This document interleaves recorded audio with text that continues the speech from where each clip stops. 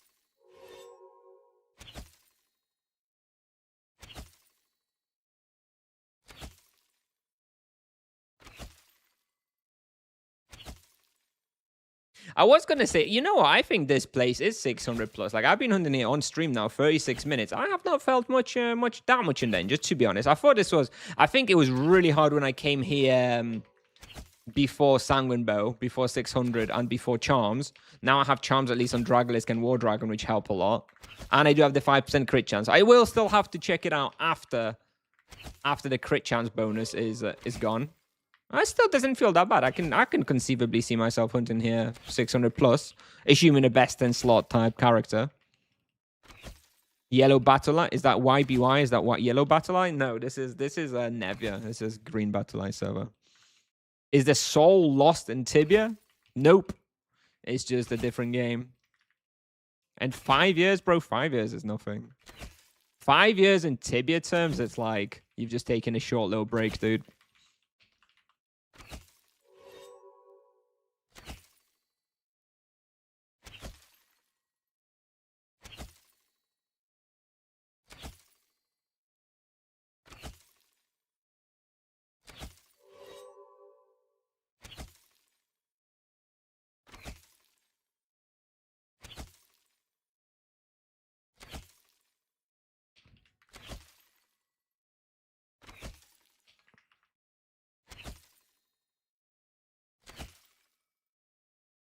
After 15-20 reshapes, I got extra damage and criticals. Should I upgrade it?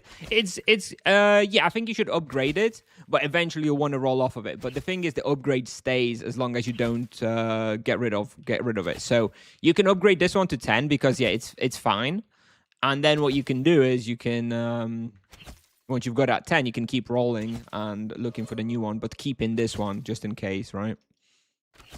Just if you don't get the best ones, you can still keep the same one, so you're good.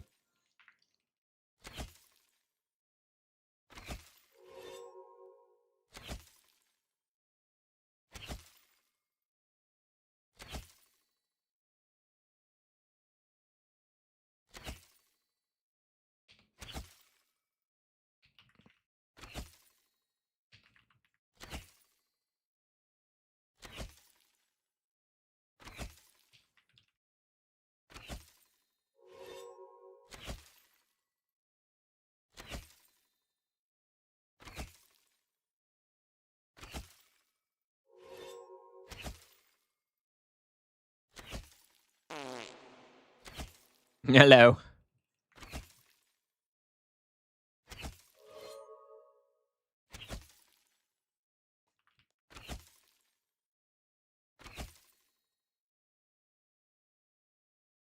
What challenge do you prefer to buy first? On Paladin, I'd probably just go for the best elementals to start with. So I would probably go for Zap, Freeze, Poison, I think, as the first three. Just because they are super versatile and quite cheap. And after that, you want to go for your best charms, which are the two best charms, I think, for the Paladin right now are Low Blow and Overpower. Assuming solo, Low Blow and Overpower are your two best charms.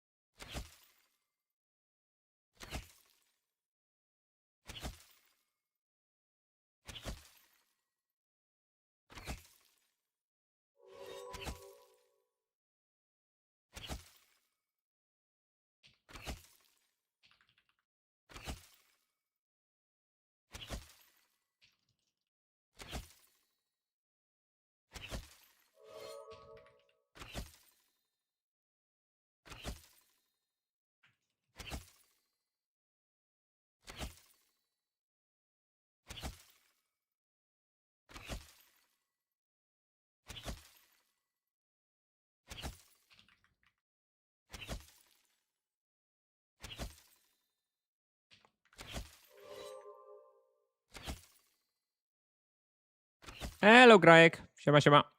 Good morning. Good morning. How's it going? It's going good, Gustavo. Thank you. It's going well. Hello. Just testing the Sanguine Bow. Already a level and a half in. So clearly it's working well. We'll finish off this minutes, 1 hour. We'll finish off the stamina and the boost in over 15, 16 minutes. Then we're going to kill Moon Snow Magnolia. Then we'll try and do the Maripur bounty. Because then we'll be out of stamina, so it doesn't matter. I do have an hour planned at Norkferatu East later.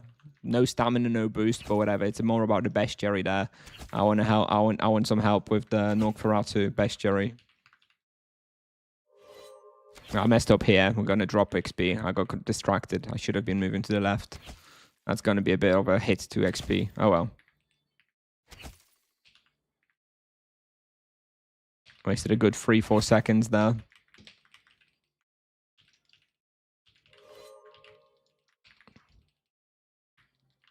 Oh, and I'm out of arrows. There we go. Let me refill the quiver. Here we go.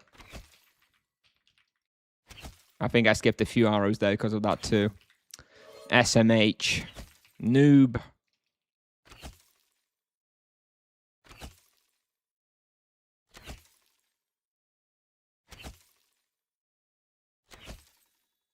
$115 team hunt. Gazer specters, burster specters. Right, that's gonna be it. Were hyenas should be pretty good too. Edron were creatures, maybe, although that seems a bit dated now, maybe. Yeah, bursters and gazers are definitely gonna be the best. You may need a death prey on the EK though.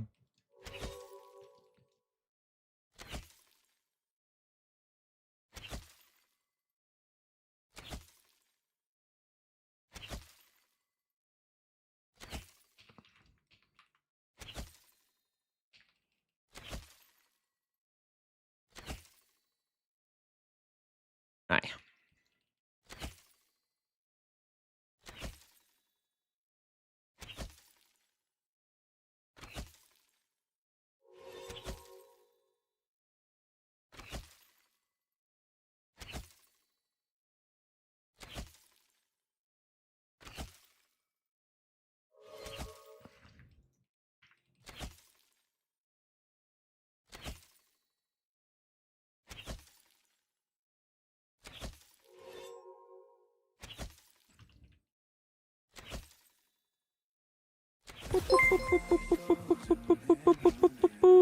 Did he say why he's using Sanguine Bow instead of Crypt Spine or Soul Bleeder?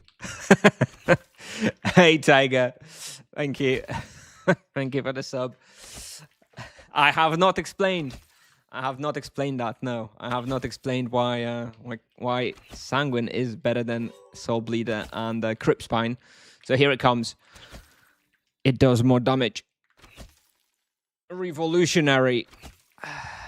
Thank you. Thank you, Tiger.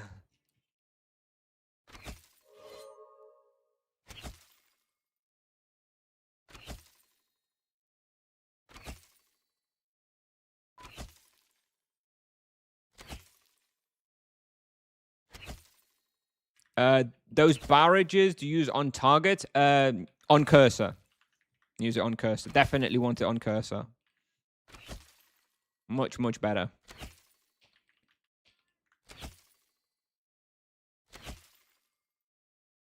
Will I feel bad after 1k on my EK that I'm not RP because scaling? Yes. Yes, you will. If it bothers you. If, you know, if number comparison with other vocation bothers you, then yes, then you will feel bad.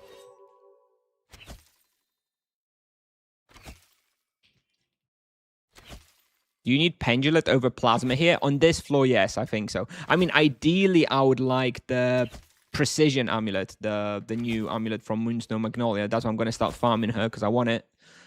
Because as you can see, it's actually fire second here on this floor, because the Mega Dragons are a bitch. It's 28% fire. So if I had the Precision Amulet, I believe it gives 15% fire protection, right?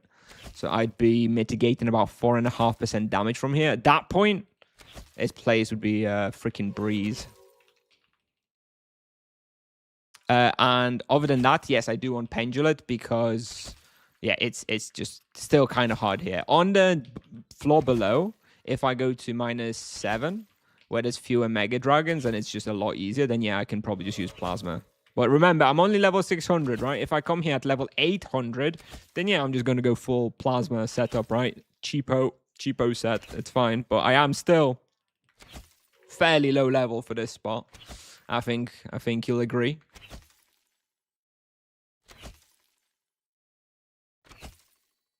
Is it worth to change Bleeder for Crypt Spine? Nope.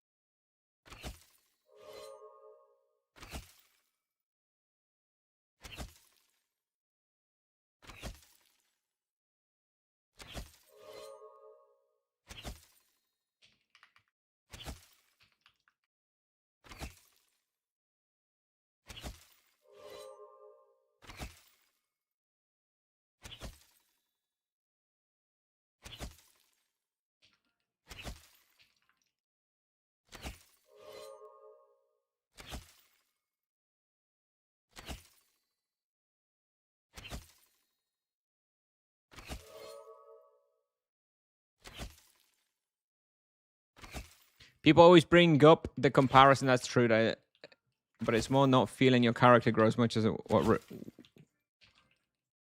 Hang on a minute.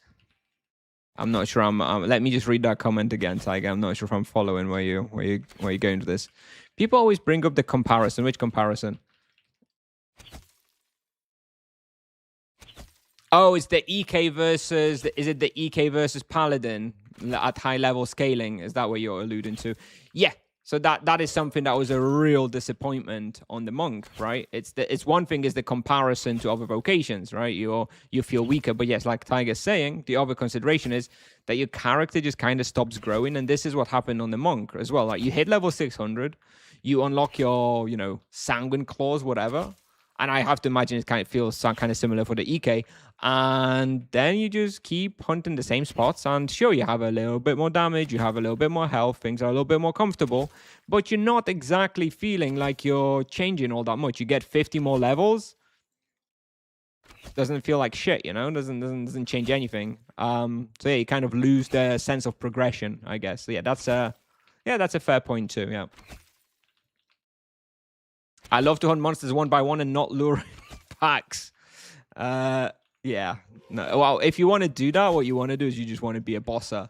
You want to get yourself a 600 paladin. You want to get him a sanguine crossbow, and you just want to be killing bosses. But yes, hunting like that, nope. Not in modern Tibia.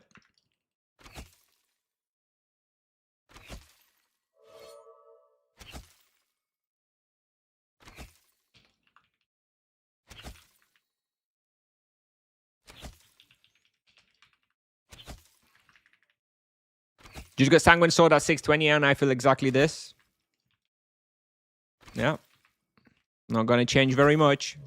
All the spots you're going to be hunting, you're almost already hunting. Sure, you're going to get like Raw Britters at slightly higher level. You get your Proficiency 7 Crypt Slice or whatever, and it's going to feel good for a bit, and then that's it, Whereas the Paladins and the Mages, I think they do get more of a feeling of scaling.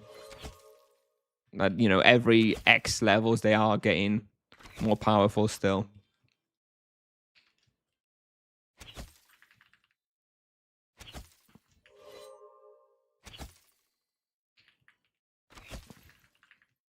AKK Raw at level 600 with no praise, yeah? And no Animus. And just 2 out of the 3 charms. I don't actually have a charm on Mega Dragon yet. And this is the worst respawn too. This is the boss floor and not the base floor.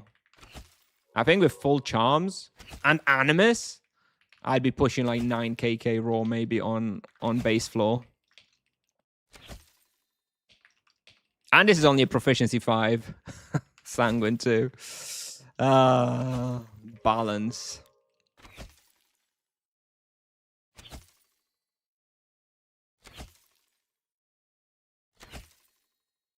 Is this a giveaway Sunday again? I'm afraid not. I'm afraid not, Latiso. Not today.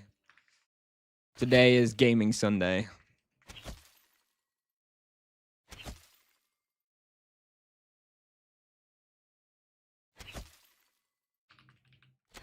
We'll do the full hour. We'll do the full hour and then we'll dip. Stamina about to finish. Boost about to finish.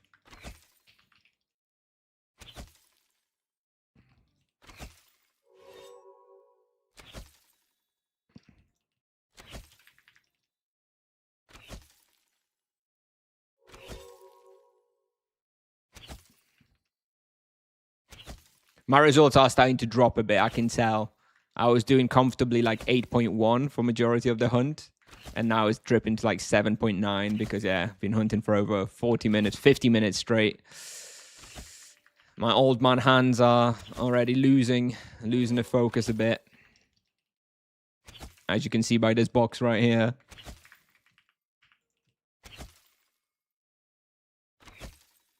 Well, Pride.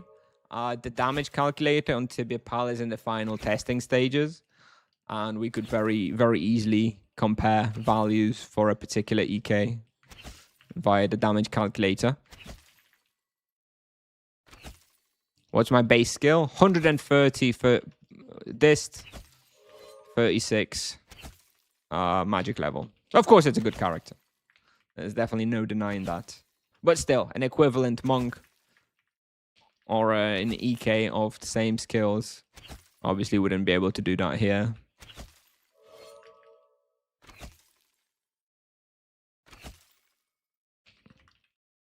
Mages, also probably not.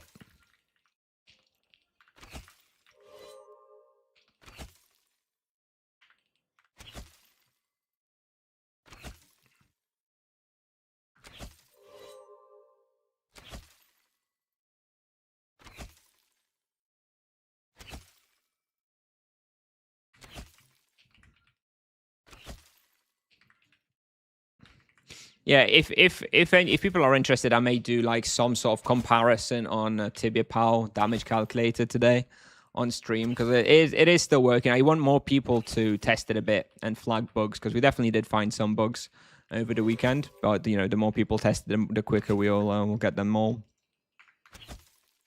Okay, hang on a minute. This is a tricky pull.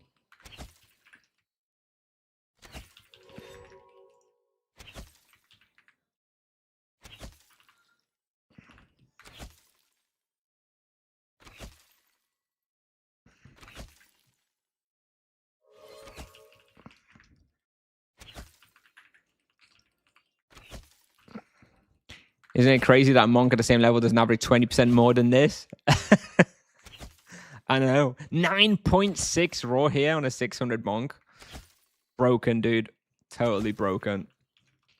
What level do you think MS can hunt solo? But here, I think around level 600 as well. I'll test on my MS too.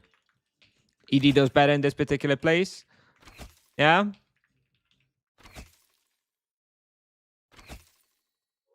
Double fork OP.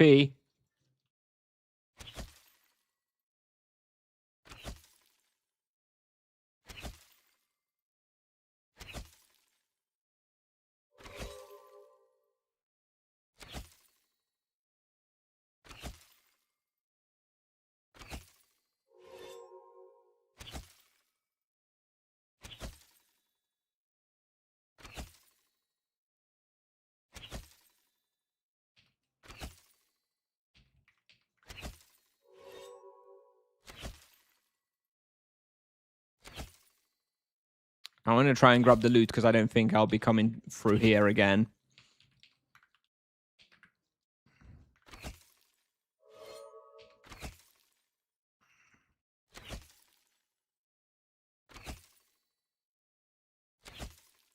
Where can I push my 300 ED fast? Probably Bookworld still the best, no? Maybe Summer Court. 620 EK. Sphinxes. Summer Court, Winter Court. Even if you don't have Soul Eater, you can go Summer Court at that level of Cobra Axe. Hello. Paladin level 164. Yeah, I would train magic level. Yeah, I would, if you're gonna be getting weapons, then yeah, always train magic level. The distance you're gonna get through just offline training, I wouldn't worry about it. But the magic level is harder to come by. So I would focus, if you're thinking about exercise dummies and stuff, then yeah, I would focus magic level on the paladin.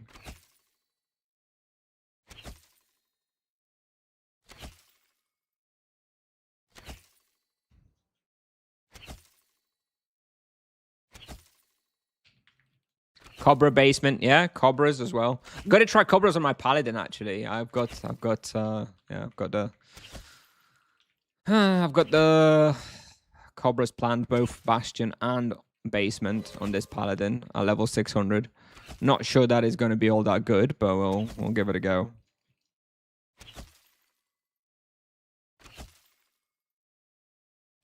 So I know that they're quite strong to physical, I think. The assassins, maybe.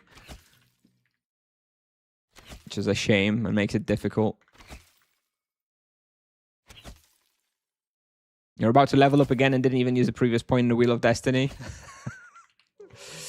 I'm not quite going to level up, though. I'm out of stamina. Almost out of boost. I'll be leaving. But yes. Pretty decent.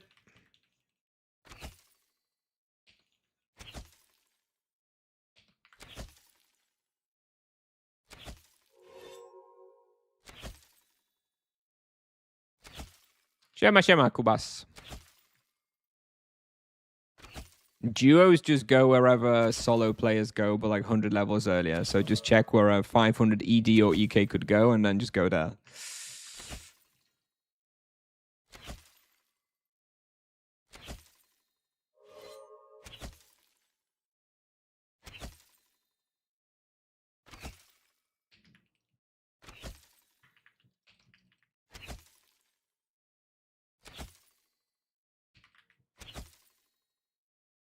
$680 RP, no soul shell, legs, and shoes. Probably not this floor. The floor below, which is the base floor, the better floor, because it has fewer mega dragons. Yeah, I think you could. This floor is much harder, actually. For this floor, I do recommend full best in slot. But the floor below, from 600, if you've got Sanguine Bow, should be fine.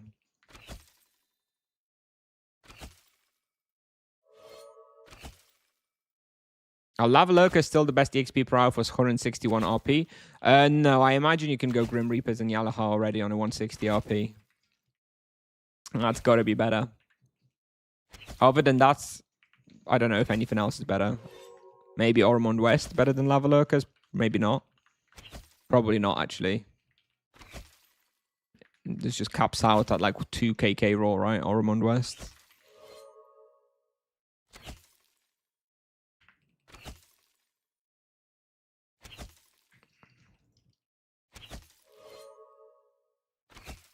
All right, 59 minutes. Oh, just short of that 1600 arrows. But not when I'm streaming, I'm happy with anything over 1500. Someone was doing the boss. See, there we go. Someone did go for the boss there. There was some blood and all the minions all the way there. I think this will be the last pull. Yep, 1 hour. Perfect. 1,570 arrows. Not bad for a stream.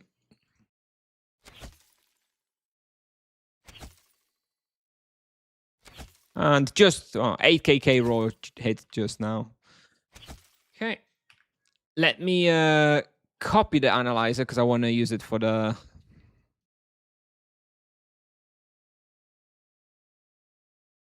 Let me hit the Mega Dragon. I want to use the analyzer to show you something on the calculator as well.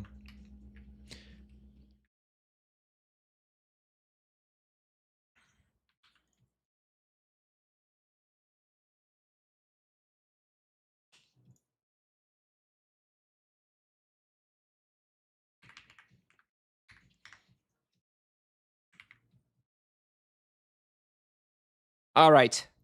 Oh, the intense hunt is finished now. So I'll be able to read chat more and answer more questions, etc.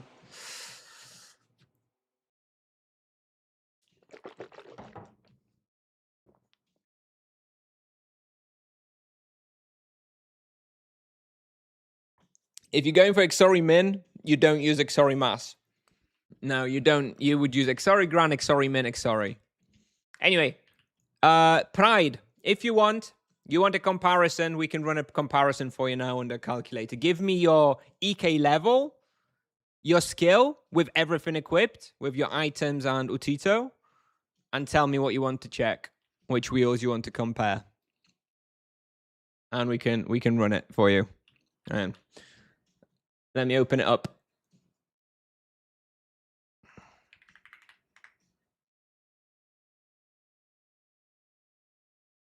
Can you calculate the wheel? It's a build comparison calculator. So what you want to do is you want to compare two builds. You want to compare two different.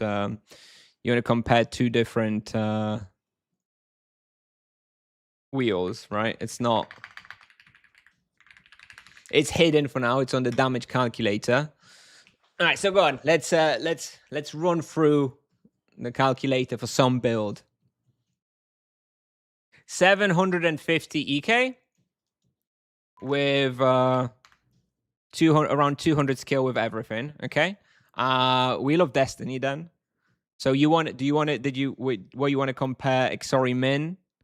Did you want to compare Exori Min build versus Combat Mastery? Is that what you wanted, Pride? What did you want to compare? Yes, Exori Min versus... Okay, so let's just go something like this, right? Basic. More or less, right? You get T2 Exori Min, 625 points. Okay, so let's go with that. Then we need your weapon. What weapon, Pride? Sanguine Razor? Something like Sanguine Razor? I don't know. Which weapon?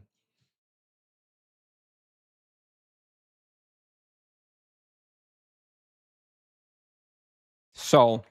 Okay, let's go over Soul Eater then, okay? Let's give it some proficiency. That is a critical extra damage. Oh, the critical extra damage has a wrong icon. Okay, that remains to be fixed.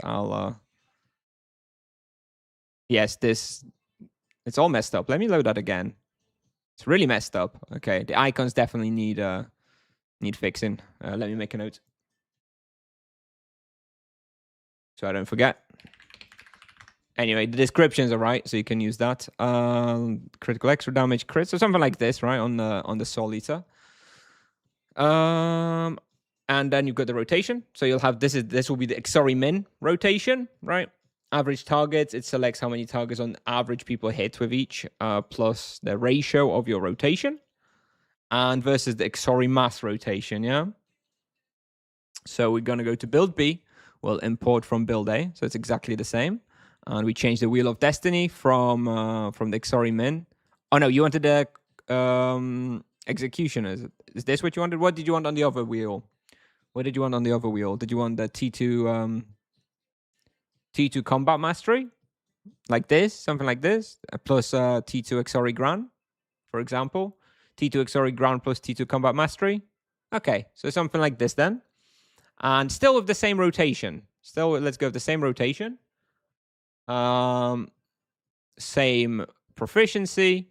Okay, so the only difference is going to be build A is the T2 Exori Min, and build B is T2 Exori Gran with Combat Mastery. Right? Let's check. Surprised is this powerful. Let me see if everything is loaded properly, because that almost makes me surprised. It's saying 10% better. I don't think it's that much better. Let me make sure that the wheels are working properly. So that's that. We definitely have to lower the number of targets with the front sweep, right? Because you don't have the enlarged place, so it's going to be, instead of 3 targets, let's put on 2.5. Still, though, do we have everything else? Yeah, let's check it. Okay. If you actually change, okay, so that was the thing. I forgot to change the average targets of Exori Min. I still had it on like 4, which doesn't make sense because you don't have T2 Exori Min, so you don't have the enlarged shape, right? So there you go. So if you go, now it's showing that the T2 Exori Min is approximately 1.15% better. Yeah.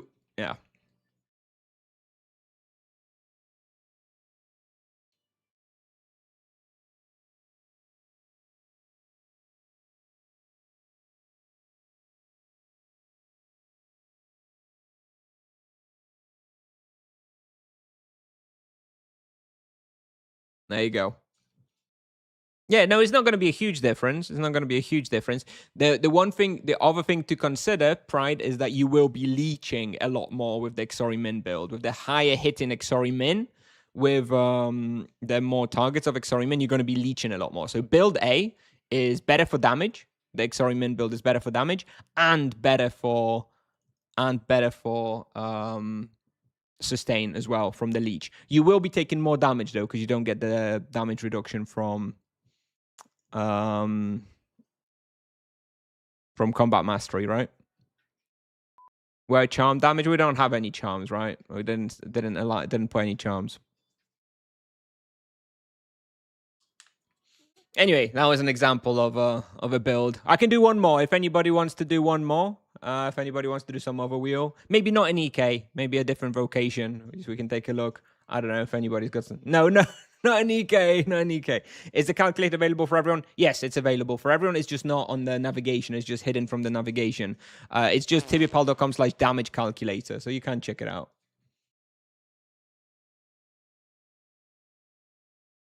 Do Monkey SOB versus TFB? Well, that's a builder versus a spender. I'm not sure how you want to compare that. Is RP grenade bad now? Yeah, it's not as good as it used to be. Can you share a link?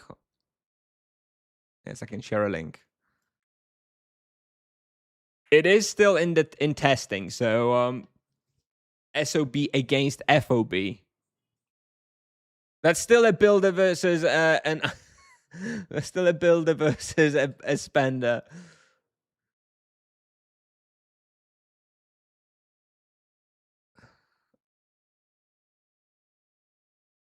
I want to see Ascetic T2 versus Chain 2 Outburst T2. That one I like.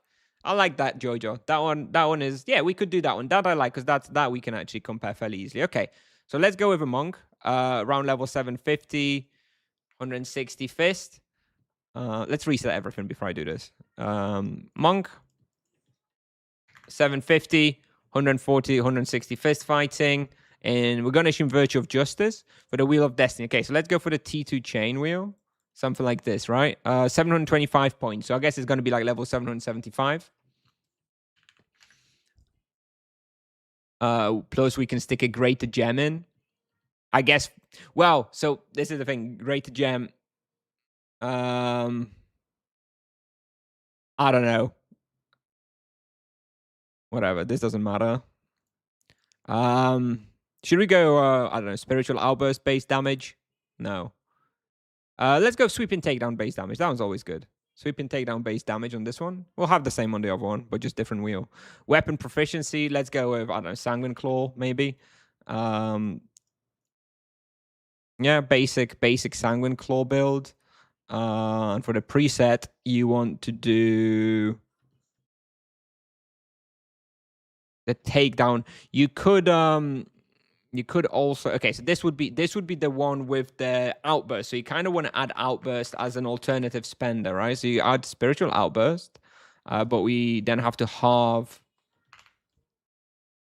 the ratio of takedown. So you're going to be alternating takedown and alternating Spiritual Outburst. Okay, I think that's basically what we want. I'm not going to add any targets for now. Ascetic Gem? Well, that's going to complicate it though, because he just wants to compare Ascetic versus Chain and Outburst. If we start throwing in Ascetic Gems, that kind of takes away the direct comparison. You made my exact gem. Okay. Anyway, let's compare it now to B. So let's import, and all we're going to change is we're going to change the Wheel of Destiny from this 725 points. We'll go for a Ascetic build here, right? And take those away. You would probably want to be with 1,000 Fist Blows rotation, which we don't have here. And put the gem in, put the same gem in. So what did we have? We had the sweeping takedown base damage. I suppose we could switch to the TFB rotation though. We could switch to the TFB GFOB. Yeah, this would be it. This would be it, right? In this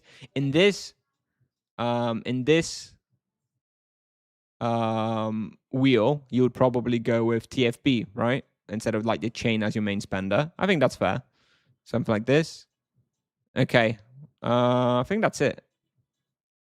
Proficiency for the Sanguine Claw still saved. Okay, let's check. So build A is T2 chain and T2 outburst. Build B is 1000 fizz blows, T2 1000 fizz blows, and T2 ascetic. Yeah, it's showing ascetic. It's showing ascetic with TFB would be a lot better by 7%. That's a lot. It's more than I expected. Oh yeah, 1000 fizz blows is only on this one, right? We don't have it on the build A rotation, do we? Do we? Oh, we do. We have it once. But then I'm surprised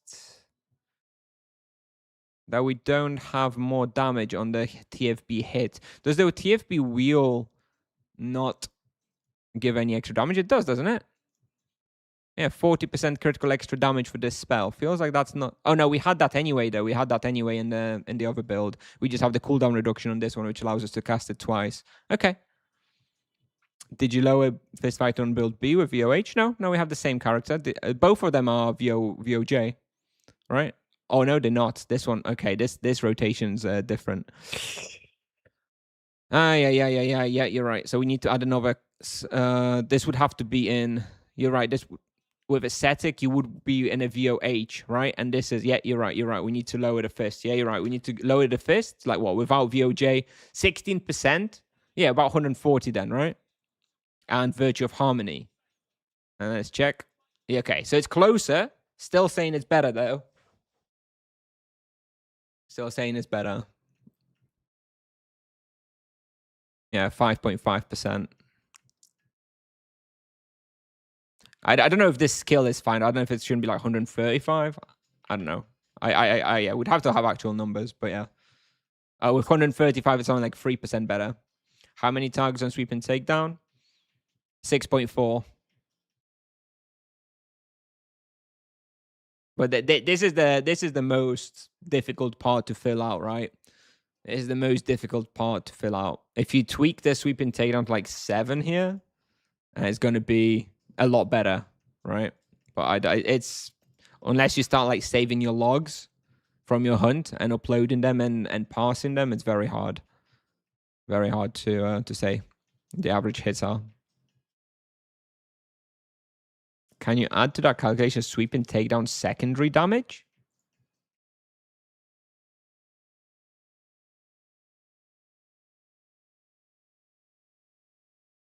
What do you mean? Do you mean the gem?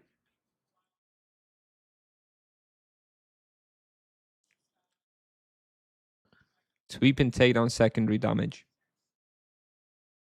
Is anyway, spiritual outburst. Oh, that's already included in a single line. It's already included in a single line. So the spiritual outburst on build A would have been like 900 or whatever from the first hit, and then like 450 from the second one, and it was just like added. Is the sweeping takedown correct? Also with the lower damage on creatures and not in close range? That you'd have to ask Tom, who's got the API for Tibia tools. That is the damage calculations themselves are all done through the Tibia tools API. For all we're doing here is we've preparing like a different front end for it with the wheel, with the weapon proficiency you can apply, with the presets for rotations, analyzers, making it a little bit more user friendly. But the mathematical calculations underneath the hood, how they're implemented, that is all still on Tibia tools.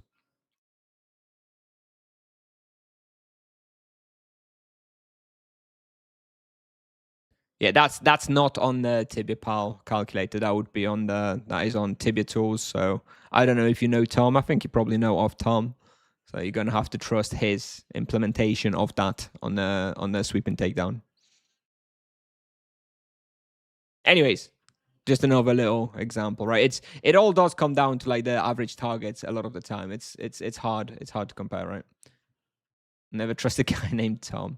What's your skills on Baby Night? I think it's 105 at the moment. 105. Oh, let's see which wardens I missed. I missed a Quaramentassin, a Crystal Crusher, and a Ogre Rowdy. Okay. So I missed a few when I was hunting. Anyway, worth it. Oh, and yeah, let me just check one more thing. You could also use it, the tool, to compare charms. Whoop, that's... Yeah, we don't want to see the Discord. Don't want to see the Discord. Go away.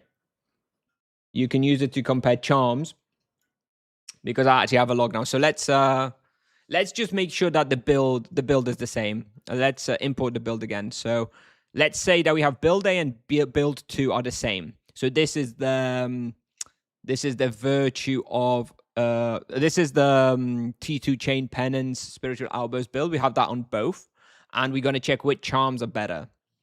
So I've saved the log. So I've got the log here. You can pass it, paste the log, and you can pass it. It copies the monsters that you hunt with the ratio that they are at the respawn. So this was the boss floor. So you could compare elementals versus like low blow. You can go low blow, savage blow, and overpower, for example, for like this kind of setup, T2 for all of them. And in the other wheel, we could try elementals, right? So you could, I don't know what's best there actually. So this is a bit of a scuffed comparison because I don't remember. I'm just choosing whatever. Divine Wrath, Freeze, and I don't know. Shit. I don't know. Poison, right? I don't know. I don't remember the exact resistances, but you could do that, and that's the only thing that's changed. The only thing that's changed is the charms, and you can check, and it's showing that elemental charm build apparently wins out than low blow, savage blow, and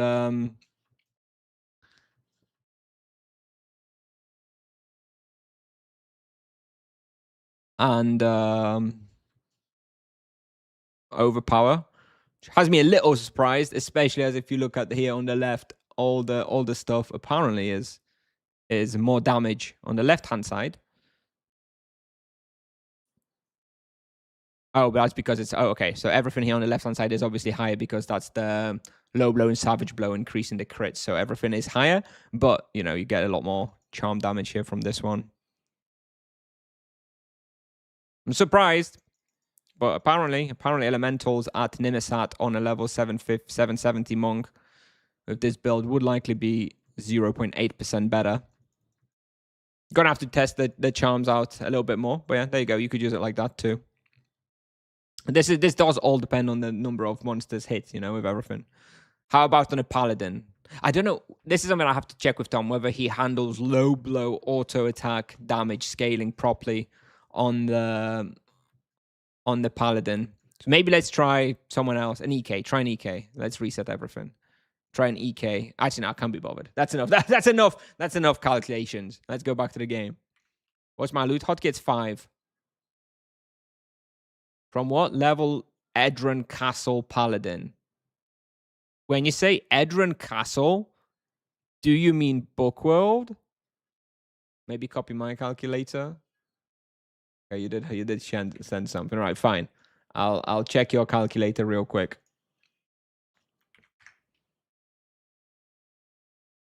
So what do you have? You have a 620 EK with a T1 Combat Mastery, T2 Exori Mass, with without the mass rotation though. So you have a mass wheel, you have a mass Exori Mass wheel, but you don't have a mass rotation. You don't have the mass rotation. Is that right? That's surprising. Got a Sanguine Battle Axe, proficiency. You've got low blow. You've got some Cobra Assassins. Okay. But first of all, just something to keep in mind that the ratio of the monsters, they have to add up to 1. Like, it's not going to matter if you have the exact same stuff on the other analyzer, but they should add up to 1, right, on the ratio. Anyways, let's check your build B. On build B, you have the same stuff here. Here you have Exori mass. And is it the same wheel? Okay, so you are comparing the Exori mass rotation against the Exori min rotation, even though you're using the Exori mass wheel on both of them. And it still looks like the Exori min. So this is how broken Exori min is, yeah? Exori min wins by 12% damage, even though you're actually an Exori mass wheel for both of those. So yes, Exori min, very good. Very good. There you go. Although I would check, yes. So as I assume, so something you have to keep in mind here as well, you have to check the targets. You don't have T2 Exori min, right, in the wheel. You only have tier 1 Exori min. So your average targets of Exori min are definitely not going to be 4. They're going to be more like 2.6 or something, right? You've only got three creatures that you're hitting. So let's lower that and take a look again. Now suddenly it's much closer. It still wins technically, right? It still wins, especially considering that you have an Exori mass build. Then it wins even harder, presumably once you actually change into a better wheel. I don't know. If you didn't want the Exori mass and you wanted this wheel approximately, you could take this away, and you could probably go for Executioner's Throw, right? You could go something like this. And I don't know how many more points you had. You'd probably get a tier 1 execution or something like this. With the Exori min. And you'd probably add an Executioner's Throw in here. Executioner's Throw. And you'd probably cast, I don't know how often you cast it. Let's call it like not very often, like every 20 seconds or something, right? And then lower this to like 316, something like that. Something like that. This would be an actual comparison. And now it's about 4% better. So with a proper wheel, Exori min should win by about 4.13% on your level. There you go.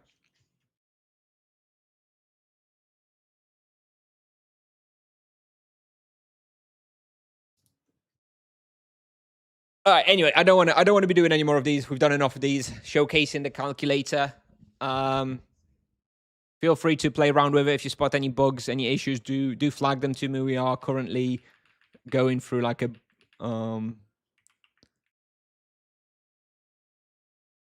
bug fixing stage. Let me just check my bookings as well.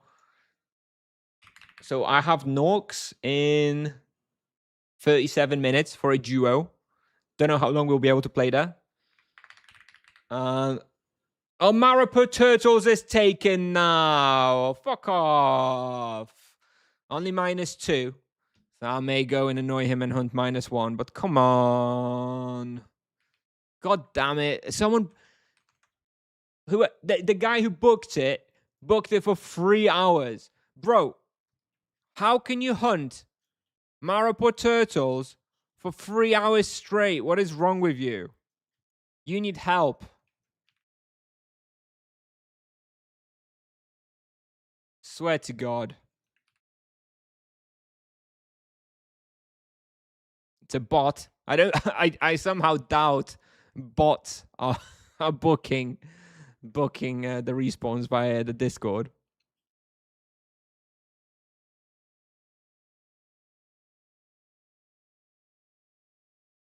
Call it when we can average out my T10 helm and T10 boots. Apparently there is Tom has onslaught support for the weapon, so I should probably, yeah, I think we don't have that, so we have to add that as well, being able to add onslaught.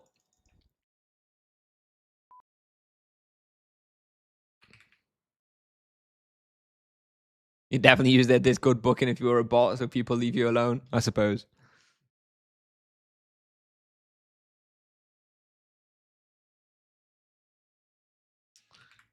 Anyways. Oh, my FPS real dropped there, 79. Why is my FPS so low? Let me close some windows.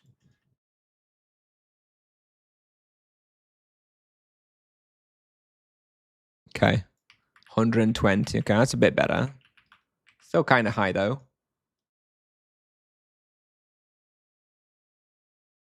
The damage calculator is on, yes, but you need to access the link directly. It's not available like publicly yet. You just need to type in damage calculator and after the slash on Tibia Pal.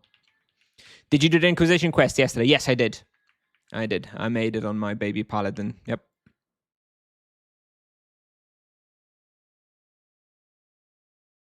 What level would you recommend for Candy and Nibblemos? I think around 300 is pretty easy, no?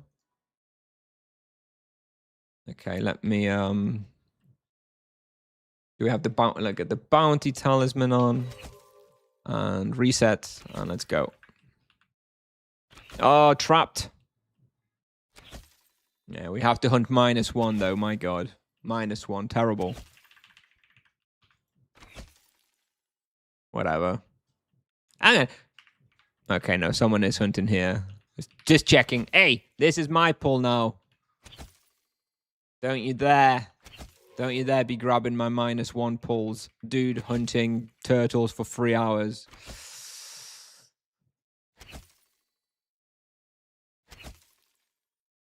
Combat mastery, 592. Yeah, probably. Yeah, I would go for T2 combat, probably.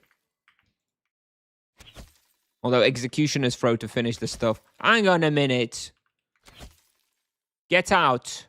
Go back to your -2. That's right.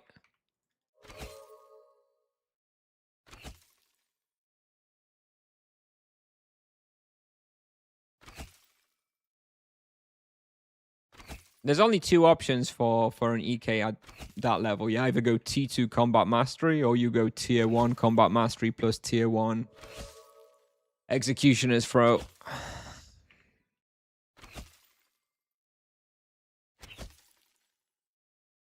You reckon sharpshooter divine defiance? It's close. I can't say for sure until I try it.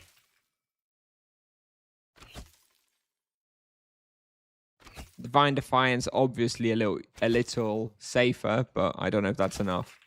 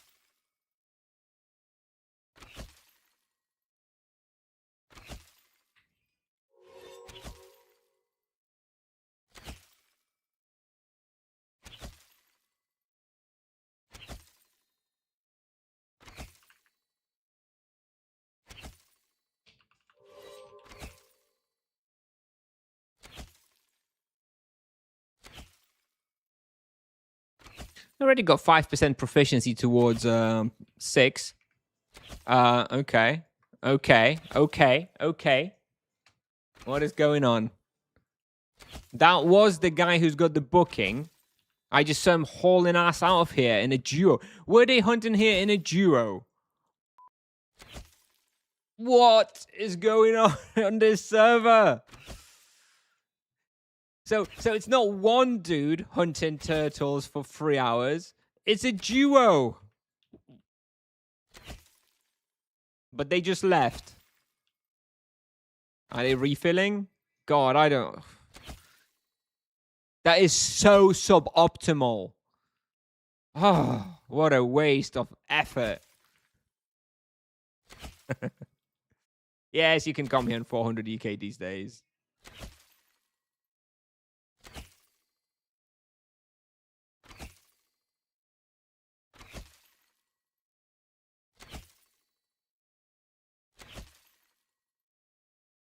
Yeah, you can play a 72 EK like that, no worries. You'll get the skills over time.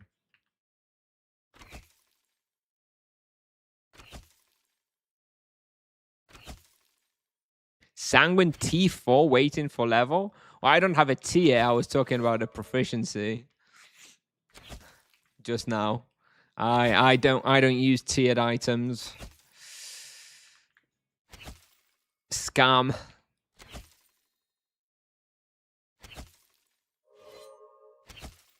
Right, let me go downstairs for a quick bit. I saw them leaving, so don't know what's going on. No Massan because you're kiting. Yeah. When I'm like they're very slow too. Like it would be kind of silly.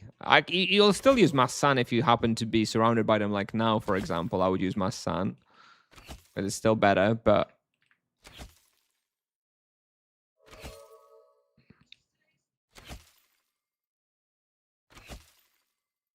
oh, Warden. Let me check what it is.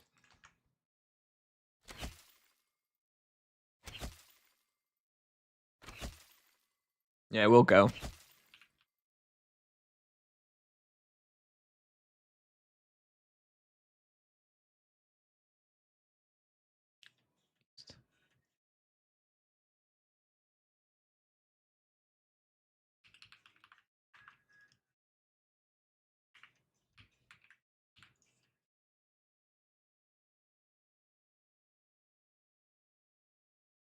Only poor people say that tiers are not worth it. Well, them not being worth it is one thing, but yeah, I don't use it because of the guide, you know. I want to have as realistic results as possible with as few things for people to complain. Although people will complain on this character anyway because it's high skilled, but whatever. Imagine if it was high skilled and had tiers.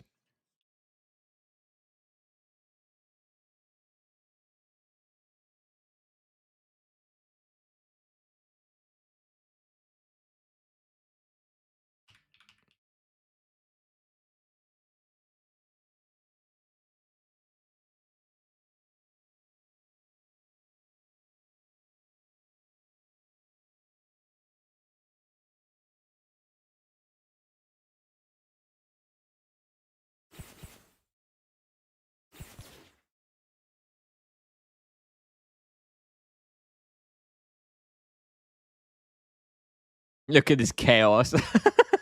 Like, always makes me laugh when there's like 30 people suddenly turning up for the ward and it's absolute mayhem at the respawn.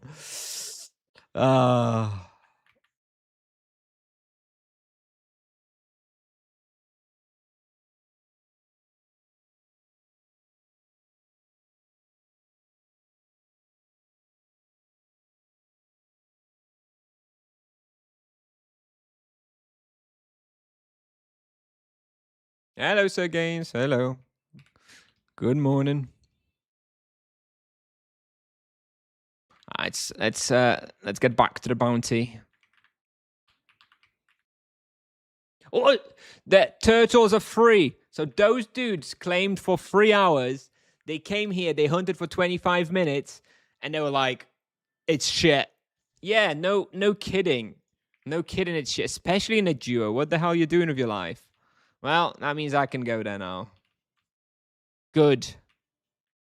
Dominandoed. Successfully dominandoed and bullied out. There we go. Yet another good day on Nevia.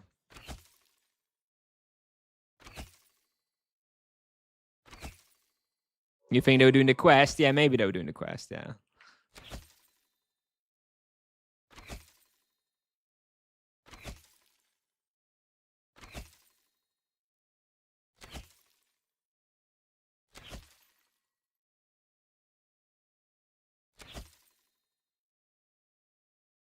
I don't think if I ever wrote in here, but your videos from Tibia Pals, my absolutely favorite Tibia content.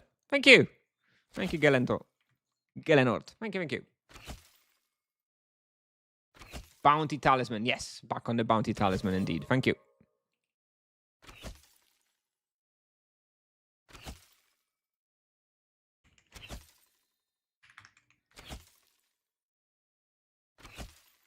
I'm doing a bounty. Clearly not here for a profit. Profit is good, but not really my motivation. And I don't have the bestiary here, so yeah, over time, I want to complete the bestiary here too. Do you speak Polish? I do speak Polish, but I do not answer in Polish on stream. We have a majority foreign audience, so English only. You can ask in Polish though if you want.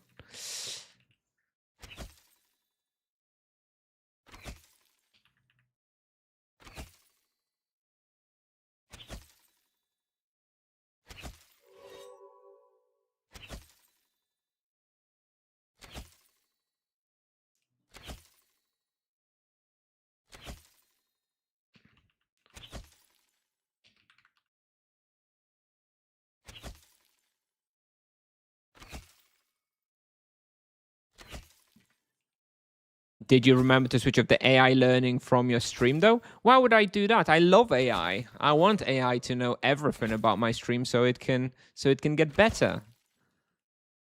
Don't you love AI? The whole outrage about the AI. It's unfounded. I can really get used to this 50% faster respawn. I know. It's very, it's nice. It's not like a great bonus by itself, but it is nice. I think they should do another respawn pass and, yeah, like double the respawn basically everywhere. Would be good. Until what level it becomes useful to use Divine Barrage? It's almost never worth it, but it is worth it if physical doesn't work. Holy Barrage, honestly, is kind of like, if physical really doesn't work somewhere, then you go with Holy Barrage. Can you show your wheel? Well, I mean, here I'm just using a T2 range etc. for the ranged creatures.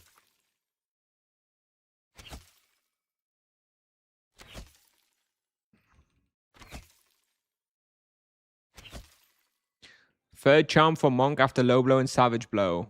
Dodge or parry? Parry is good. Dodge, no. Don't get dodge. Yeah, parry is pretty good. Overpower is another very good one as well. So if you've got low blow, savage blow, don't know what level you are, but I imagine overpower is going to be pretty good for you. Parry is also good. I wouldn't get it that soon though. Parry is very situational. If you are just hunting dwarks and Nimisat, then yeah, parry is good, but it's not super versatile.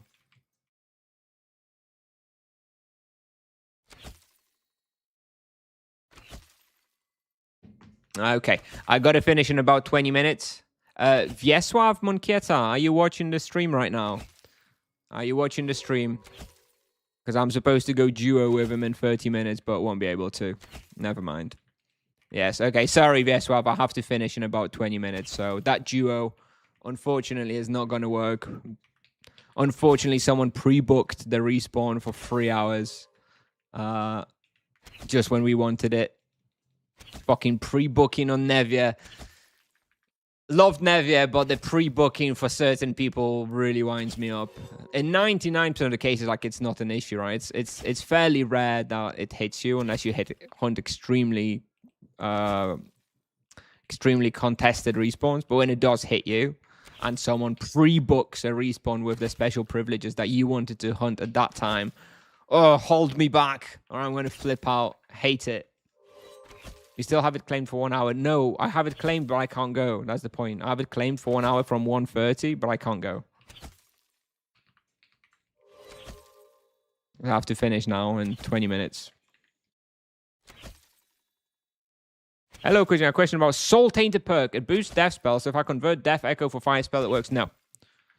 The spell element perks only work for spells of the original element. So if you have a boost to a death spell, like in the Soul Tainter, it's only going to work on Death Echo and Great Death Beam. It's not going to work on the Fire Wave, even if you convert it to death.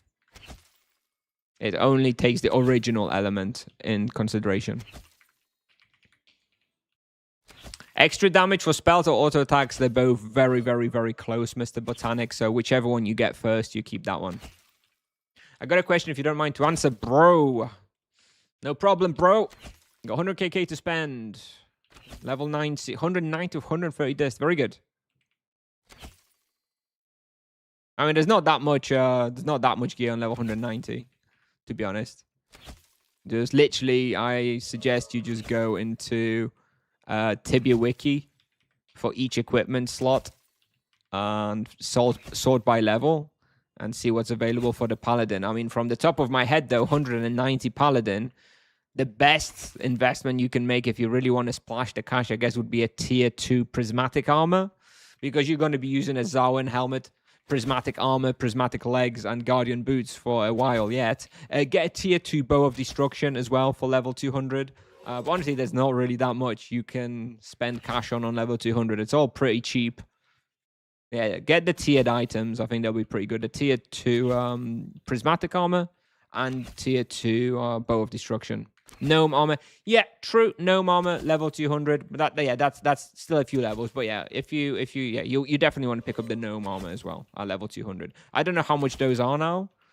Used to be like between 40 and 60 KK. So I suppose that's something you definitely want to get, and it is a good one.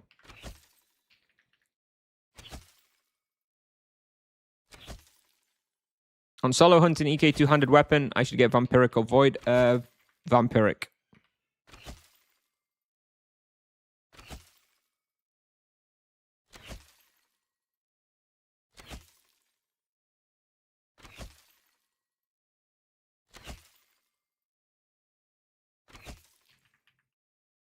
T3 Dwarven set until level 5-600. Yeah, I know. Dwarven items are very, very good. And then for Paladin, Prismatic set is also very, very good. There should be an echo somewhere here. They probably triggered it when they were hunting here. We'll see if we can find one. How much profit do you do per hour in turtles? I have no idea. I have not hunted here before. I'm just doing a bounty. Let's have a look. 8 minutes, we've got 214k. I imagine about 1.5 million should be doable.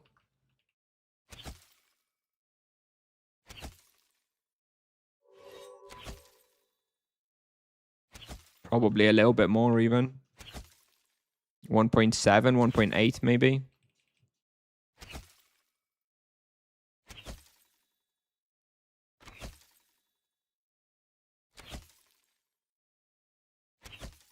By ghost chestplate? I never use ghost chestplate.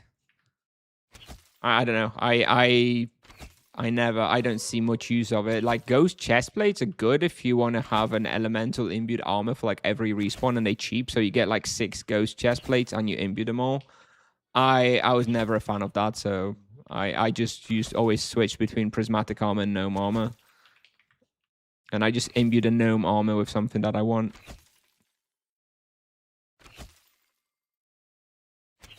I don't know about 300 EK profit from the top of my head. I'll be doing an EK playthrough soon enough. The 9 elven males, yeah, insane stuff. Any ideas what to hunt 500 ED solo? Check out Tibia, pal. I'm not going to have any other ideas than what I've already got in there. I haven't played through it yet, so I don't have the results, but it's going to be the same ideas. I've got a double fork filter if you want to chill gameplay with double fork.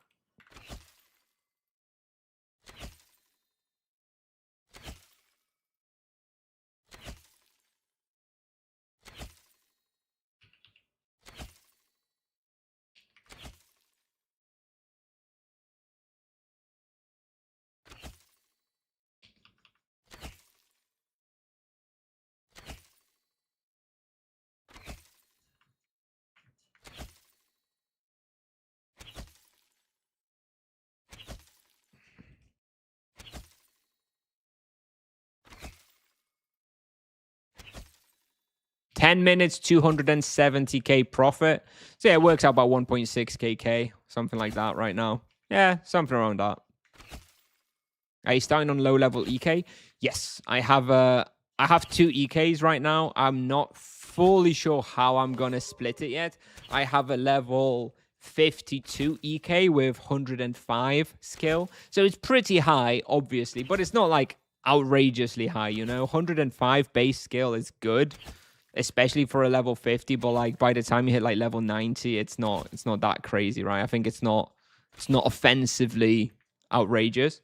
But then I do also have a level 220 EK with 120 120 free skill.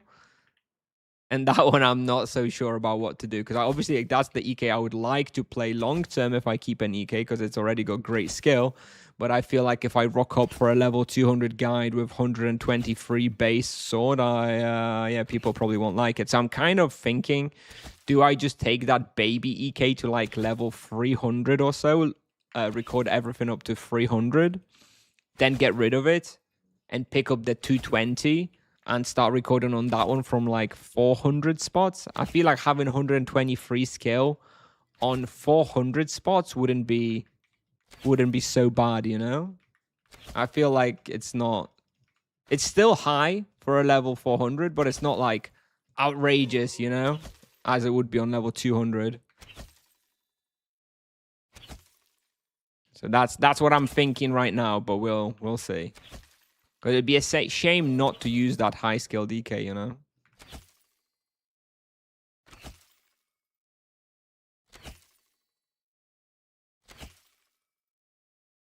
Which tier gear should someone get first? It depends on the vocation, really, but legs and weapon are very universal and very easy to benefit from. The helmet, you know, is a little more difficult to benefit from, but it is very good, for example, on an EK as well, if it lets you cast Exori Ground more often. Use it, but don't use max gear to compensate. I don't know. That feels kind of silly too.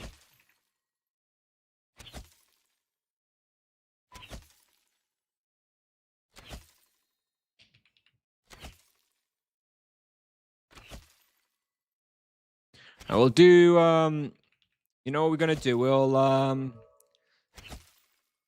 let me go do a quick lap upstairs to see if I can find the echo. I think there should be an echo somewhere. I think it should have respawned by now. Let me see if we can find it. Because I don't think it's downstairs.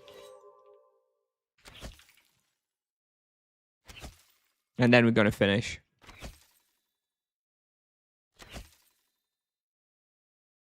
Let's check it's not here.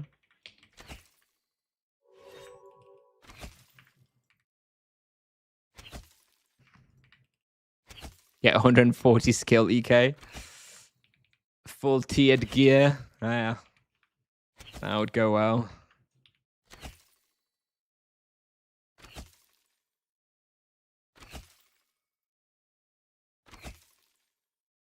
Are all weapons viable as an EK? Yeah, all weapon types are viable, yeah. I do like the sword right now, but all are fine. All have their strengths and weaknesses.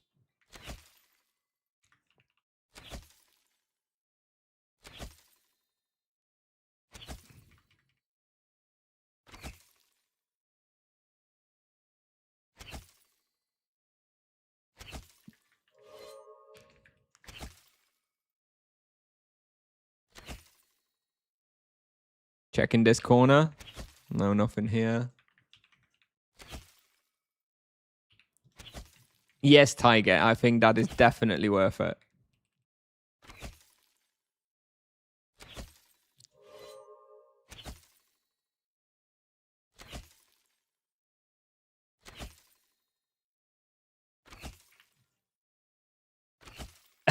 Bertie Vanasursus is behind TP.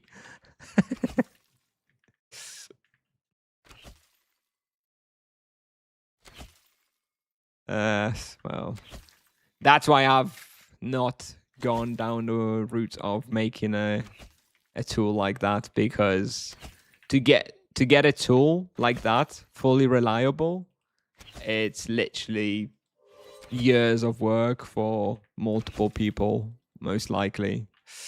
Let me check for an echo somewhere here.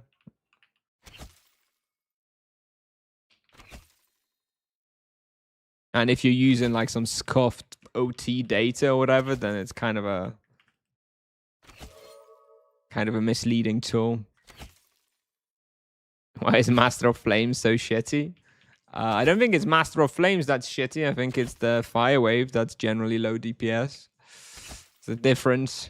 Let me check this corner for an echo. And while I'm here, I'm just going to pop downstairs because I didn't check this either. No echo. I don't know where it would be.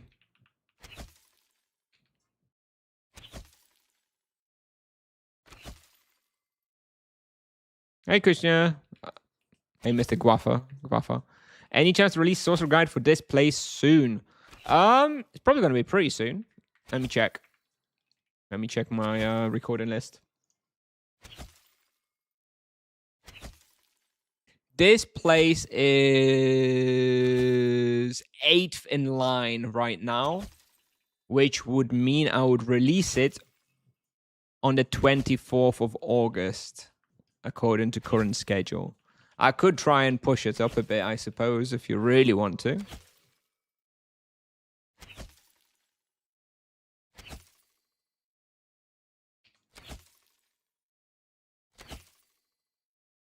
I'll try and push it up for you then, Gvafa, a bit.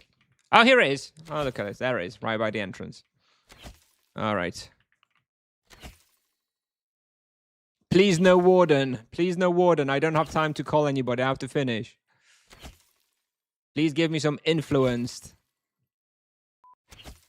Please give me some influenced. Influenced. Ah, just regular turtles. That'll do. Got the bounty, so that'll do.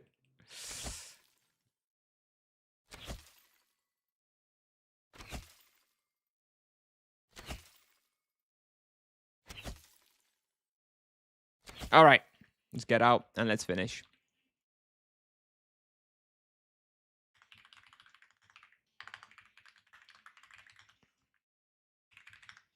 Let me just unclaim the respawn so Yeswaf can grab it.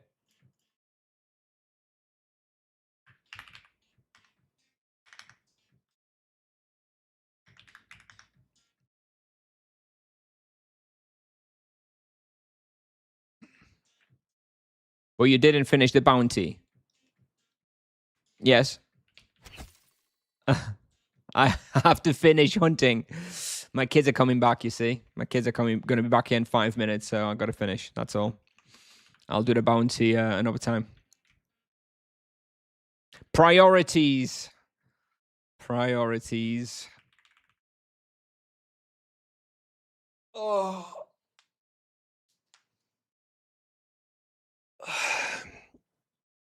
Is there some kind of chart where I can compare damage between bows? Well, that's exactly what you should use the Tibia Pal calculator for now.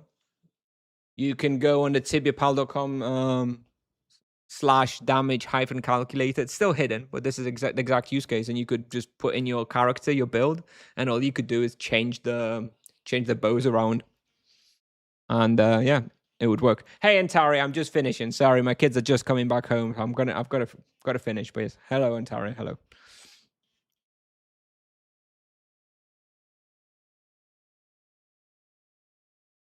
Ooh, there's a warden. Okay, I'm gonna go there. But I don't know that I'll have enough time to do it on streams. I might have to finish. I'll finish this stream and do it off stream. It's a Gnome Prono one though, because people take forever, unfortunately, to get there usually. So it's probably going to be like 5 minutes before we do it. But I do have to finish.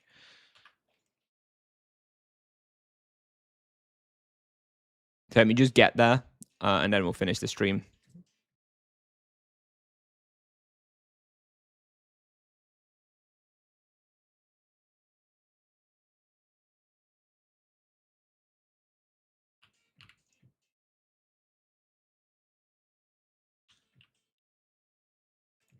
Well, it depends if you're solo or not solo, Mitch. For solo, death rotation is just Death Echo and Firewave, and team only. Well, then you just use Death Echo and Energy rotation. For the Death, you would go like Death Echo, Energy Wave, Death Echo, Death Beam, and for Energy, you would go Energy Wave, Death Echo, Energy Beam, Death Echo. That's it. Yes. Anyways, yes, I got to finish. Everyone's gathering for the warden, but I do have to finish. I'm sorry. It's going to be a while before we go, and I don't have the time. So yeah, thanks for watching, everybody. Got to finish. Don't know. Maybe we'll have a stream tomorrow, but no promises. We'll definitely have a stream on Wednesday. Not sure if we're going to have a. Not sure if we're going to have a stream on Monday. We shall see. All right. Let me send you over to Rubinos. Let me send you over to Rubinos on Twitch. And yeah, thanks for watching, everybody. I'll see you when I see you. All right. Thanks for watching. Have a nice weekend. Bye bye.